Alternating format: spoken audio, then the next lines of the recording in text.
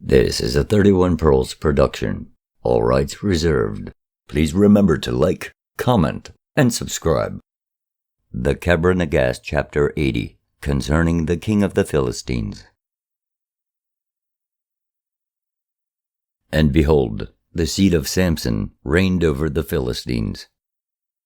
And Samson was of the seed of Dan, one of the 12 sons of Jacob. And he was the son of a handmaiden of Jacob.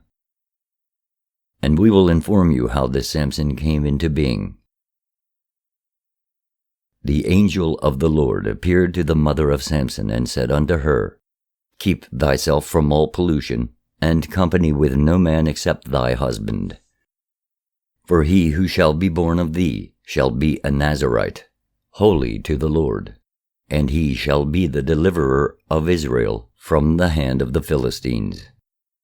And then she brought forth Samson.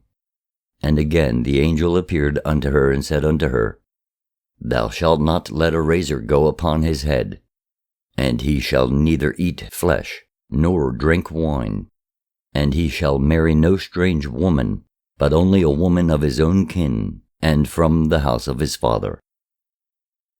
And how God gave him strength ye have heard in the book of Judges. But he transgressed the commandment of God, and came and married a daughter of the uncircumcised Philistines. And because of this God was wroth, and he delivered him into the hands of men of the uncircumcised Philistines. And they blinded his eyes, and they made him act the buffoon in the house of their king. And he pulled the roof down upon them, and slew 700,000 of them. And during his life he slew 700,000 of them with iron, and stone, and his staff, and the jawbone of an ass. For their number was that of the locusts, until he released Israel from the service of the Philistines. And then Delilah conceived by Samson, and whilst she was with child, Samson died with the Philistines. And Delilah brought forth a son, and she called his name Menahem, which is, being interpreted, seed of the strong man. Now Delilah was the sister of Machsaba, the wife of the king of the Philistines. And when Samson slew the king of the Philistines in the house with his people and his household, and he died with him, Delilah went to her sister Machsaba, the queen of the Philistines. Now both women were beautiful, and they had no children, but both had conceived.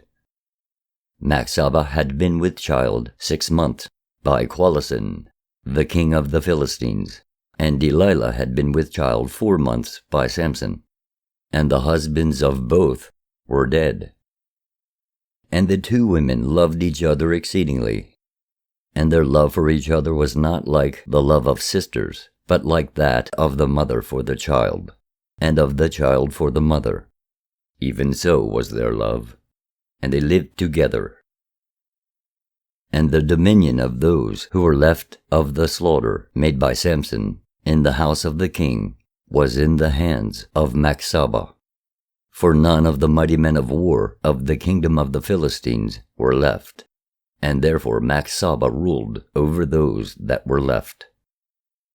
And they spake unto her morning and evening, saying, We have no other king except thyself, and except that one that shall go forth from thy belly. If our lord Dagon will do a favor unto us, that which is in thy belly shall be a son, who shall reverence our god Dagon, and shall reign over us. And if it be a daughter, we will make her to reign over us.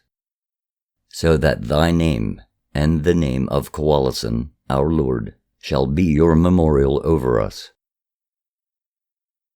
And then Machsaba brought forth a man-child, and all the men of the Philistines rejoiced, and they did homage to her, and sang, saying, Dagon and Bel have honored her, and loved Machsaba.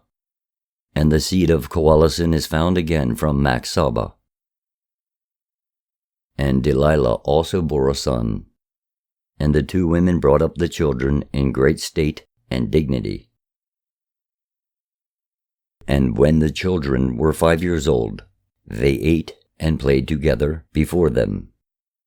And the mothers made garments of costly stuff for them, and set daggers above their loins, and chains on their necks. And the people seated the son of Maxaba on the throne of his father, and made him king over the Philistines.